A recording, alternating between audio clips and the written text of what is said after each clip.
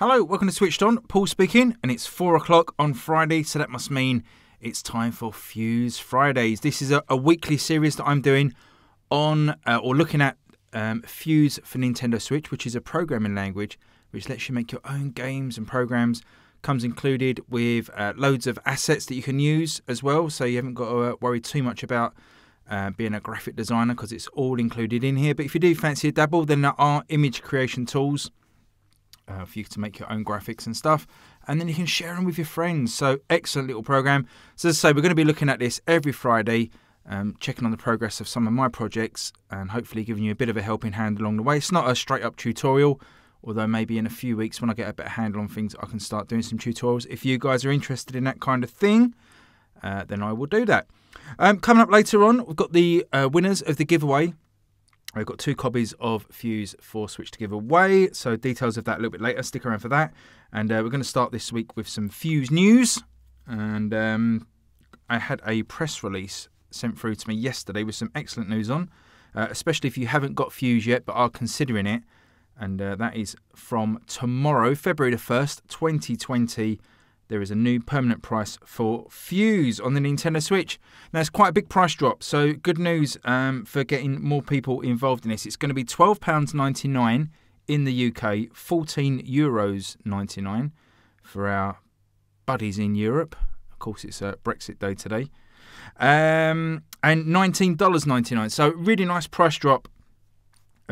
Great news, as I say, because it's going to hopefully bring more people in, get more people making programs and sharing ideas and stuff, just get the community going, and it's just going to be excellent. Really hope that does the trick. Also, there is some news about a Fuze player. Now, this isn't 100% yet. Spoke to a couple of the guys yesterday, and this is kind of pending Nintendo's approval. But if you know they allow it, the idea is a really good one, and that is basically to put a free player app on the eShop that anybody can download, and in there will be sort of the top projects that get upvoted on the Fuze Arena forum, and anybody will be able to download them to their Switch and play them. So I really hope that this comes to fruition, because it was when I first got Fuze, it was one of the first things that sort of sprung out at me, is that, you know, it'd be great. It's great to be able to share your projects with friends. And of course, with the update last week, you can share your projects by using a code, but it still relies on the other person having a copy of Fuze. But if we can get this free Fuze player onto the eShop, then that's just going to be magnificent, because, you know, whatever games or apps that you make, the whole world can see them if they want to. The last bit of news from Fuze themselves is they are looking at publishing this on other platforms as well. There's no sort of more information about which platforms or what this process entails, just that over the next 24 months, as well as obviously continuing to support the Switch, they are looking at bringing it to other platforms. So whether that means PlayStation, Xbox, PC, I don't know. We'll have to wait and see. Also, just one last bit of news about the game jams. There was a game jam that one of the guys on the Discord forum and the Fuze Arena forum ran last week. The subject or the topic of the game jam was the word jump, and so that ran for 48 hours, started late on Friday and ran through the rest of Friday, Saturday, most of Sunday, and then Sunday evening there was a showcase streamed live on Twitch and YouTube that you can go back. If I remember, I'll stick it in the comments below. Some really good stuff there, considering they only had 48 hours. There was some really cool stuff that came out of that. Particularly a big fan of the long jump. I can't remember who did that. I'll try and, as I'm narrating over this, I'll try and grab some footage as well and stick that up on the video here, just so you can see a couple of the examples. But that was really good. There is another game jam coming February the 7th, so next weekend, I believe, if my dates are right. Next weekend. So February the 6th, the evening of Friday, the February the 6th, the topic for the weekend will be announced. And then you have sort of the rest of the 6th, the 7th, and the 8th to get your program up and running, and then showcased on a live stream. So that's all the Fuze news for this week, I think. Checking my notes. Yeah, so what we're going to do now is have a look at a project that I'm working on. It's a Space Invaders clone. Now, not the most exciting program in the world, although Space Invaders is obviously great. But what this is doing is getting me used to Fuze, getting me used to the language, how to use it and that kind of thing, without having to worry too much about game design. So it's kind of like a hello world kind of project. Now, I did run into a few problems with this during the week. The main problem is getting the aliens to move across the screen. I think if you follow me on Twitter, you may have seen some footage that I put up where the aliens were going crazy. They were going all over the screen. So I tried lots of different things. In the end, I had to relent and ask one of the guys on the Fuze Discord for a hand. And big shout to Piano Fire, who took the program on, had a quick look at it, and gave me some pointers. And really, really appreciate that. And it helped me get over the hump. So since I've got past that, I've been cracking on. As you can see, if you remember last week's code, I think it was, I can't remember how many lines it was, but probably about a quarter of the size of this. And I just want to say that from really going from a standing start, although I have done some coding before, but, you know, obviously a standing start in Fuze, I find this language so nice to use. It's really intuitive. The problem that I actually had wasn't a problem with Fuze. It was just a logic problem that I couldn't work out. So it wasn't like a problem with the coding or Fuze as such. It was just issue that I was having getting my head around the logic. But apart from that, I've just cracked on. It's been really nice to use. So what I'll do is give this a run, and hopefully it works okay. Here we go. So basic Space Invaders. There's a few things that need tweaking, but what we have got are the aliens moving across the screen, and hopefully when they get to the end, down they drop. And back they go. So they'll carry on working their way down to me. We've got the moving ship at the bottom, which you saw last week, but now we can fire our laser. Try and hit some of these aliens. Not very successfully, but there we go. So we're hitting aliens, and they're disappearing from the swarm. Get a rudimentary point scoring system going at some point. But this is pretty much it for now. It doesn't seem like a lot, but obviously you can see the amount of coding that's had to go into it. I just want to actually clear some of these, because you'll see as I clear the aliens down, that number in the top corner is actually a count of how many frames have to pass before the aliens speed up. So at the minute it's 60. So basically every 60 frames or every 1 second, the aliens will move across the screen. That's now I've gone down to less than 30 aliens.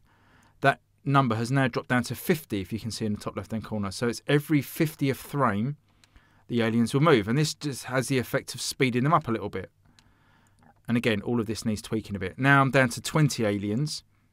That's gone down to 40. So every 40 frames the aliens are moving a space, and again they're going a bit quicker. So I don't know if this is the right way to do it, and that's the beauty of programming. You figure out a way to do it, and that's your way of doing it. So generally, you know, everybody has their own solution on how to fix things. A little bit of a bug there with the laser getting stuck behind. But here we are now, down to 25 frames a second. So these aliens are now moving twice a second. You can see it getting quite fast. Nearly at the bottom of the screen. We need to add in shields as well, obviously. If you play Space Invaders, you know we should have shields at the bottom. And now 10, so 6 times a second they are moving.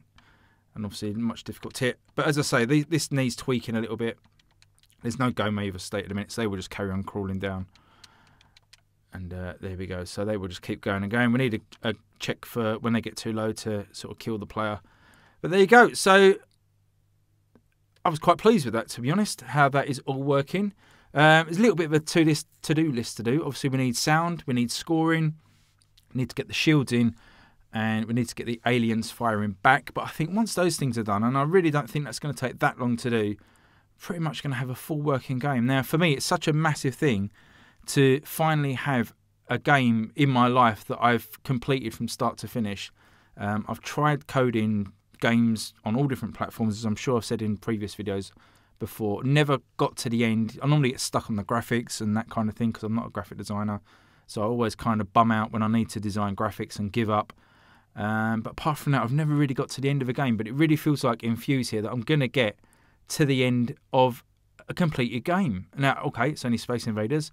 But as I said, I'm learning the code, and I have got original ideas as well that I want to start doing in the background. But there we go. So just going to go through a few little bits here. Again, we're not going to go through all of this code. Some variables here. If I've used variables further down in the code, they need to be defined up here. So they're just sort of set to default values. The player sprite we had last week. The bullet sprite I don't think we had last week, but similar sort of setup.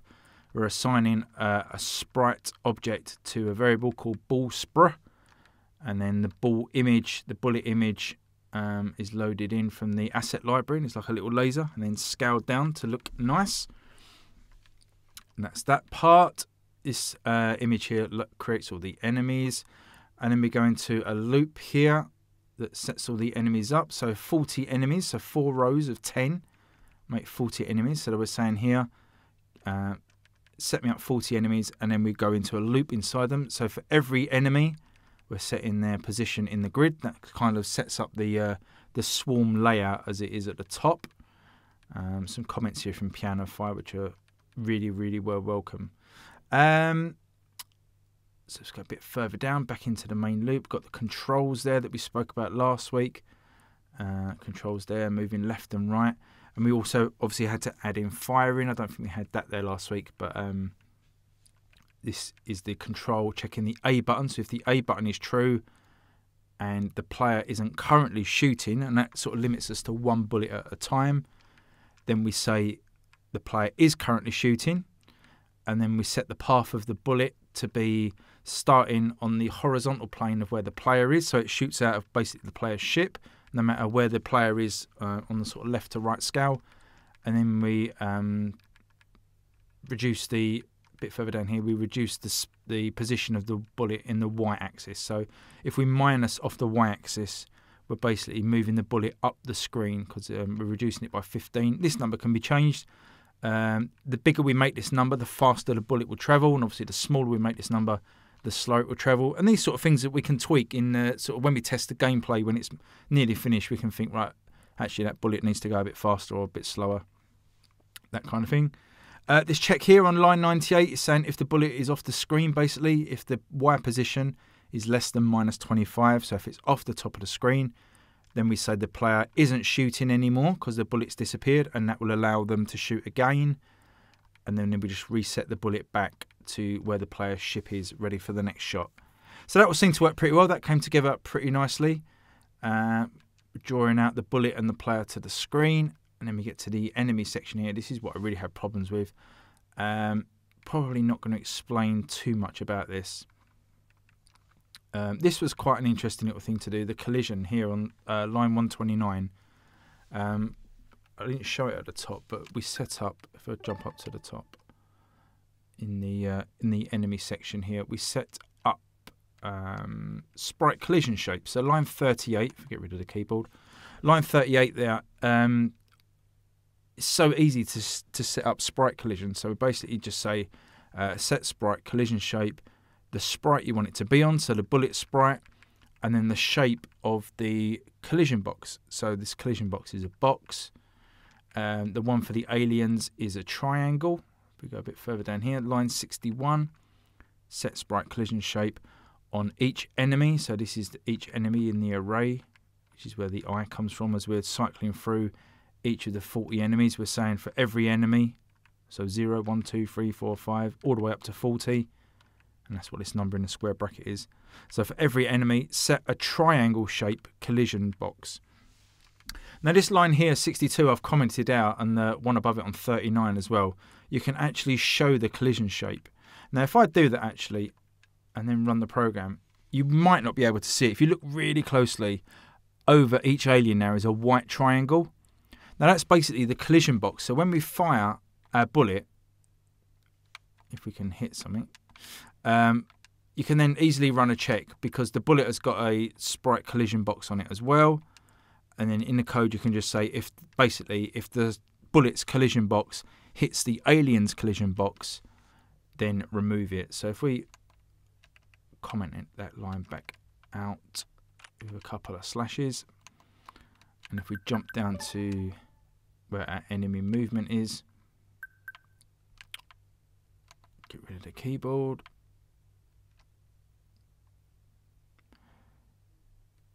and it's here. So this is line 129. So where we got to, we're saying detect sprite collision, and then what two you want to check. So we're saying check the bullet sprite, so the the player's bullet against every one of the 40 enemies. So it's in this for loop here on line 127. We're checking all 40 enemies almost in the blink, well, quicker than the blink of an eye, in an instant. So as it loops through that, it's checking every enemy, see if it's been hit by this bullet sprite. If so, then it sets this variable here, collide, to yes, which we can then check here on line 131. So if collide, and that's a shorthand for saying if collide is true. So if collide and the enemy that we've hit is visible, so it isn't already dead, and then it does a number of things here. It sets the enemy state to dead. It resets our bullet so we can fire again. It sets the visibility of the enemy to 0, so basically removes it. I think what we might do next is add a little explosion as well, a little explosion graphic at that place, and then just resets the player's bullet back here. So that's how you remove an enemy from the swarm. You're just checking if it's collided with an enemy, your bullet's collided with an enemy, set it to dead, and then reset the player's bullets. Quite straightforward. And then line section here, 141, this is just what moves the enemy. So just moving the enemy's x-axis there. And then on line 148, this is what Pianify helped me out with a little bit. If the enemy's X position, so if any of the enemy's X position is greater than the width of the screen less 50, so give ourselves a little bit of a margin at the edge of the screen, or any enemy is less than 50 on the left-hand side, and the enemy is currently visible, so the enemy isn't dead, then we set a variable of drop row to true. And then a little bit further down here, we get the check on drop row. So if drop row, so that means if drop row is true, then we're switching the enemy direction by timesing it by -1. And that will, of course, change the integer number, whether it's going to be a positive or a negative, which means if it's positive, then the enemies are going to the right. If it's negative, they're going to the left. And then for another loop here, going through each of the 40 enemies again, changing their Y position, so dropping them down by 50, it's not pixels as such, but 50 spaces down. It might be pixels actually. And that will drop them all a line when they get to the end. And then we reset drop row to false, and then the whole loop goes again. So the check to see if the enemies are off the edge of the screen can happen again.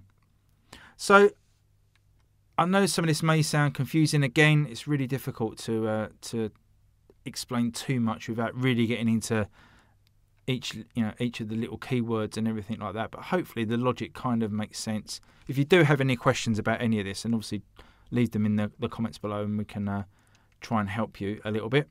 The only other thing I was talking about as I was demonstrating the code there is that this is how the speed is checked. All I'm doing is in the loop, in the main loop that checks every alien, I'm just counting up the ones that are visible, which is this line here, 152.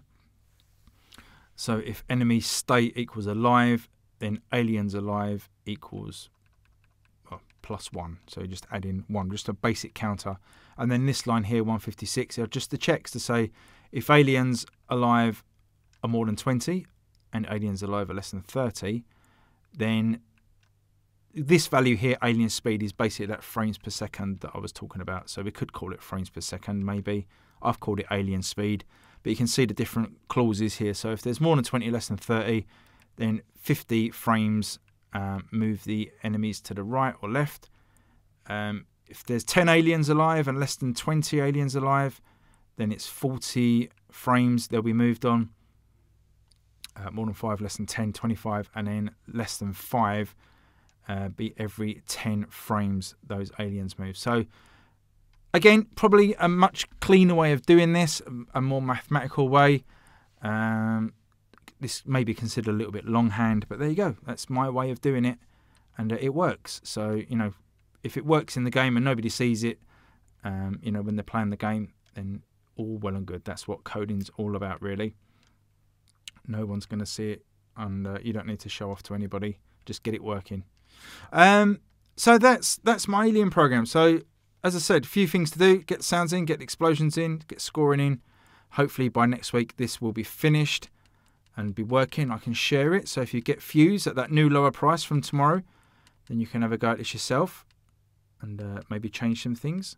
Might do some animations on the aliens as well, and probably need some different sorts of aliens. So the ones in the top row, different colours maybe, and scored higher like the original Space Invaders game. So certainly little things you can add to it. The main thing for me at the moment is to get it up and running and finished, and then you can always add these little tweaks at a later date. So there you go. As I say, leave me any questions if you're really unclear on anything, or if you're just starting out on your journey, you need any help, please let me know below.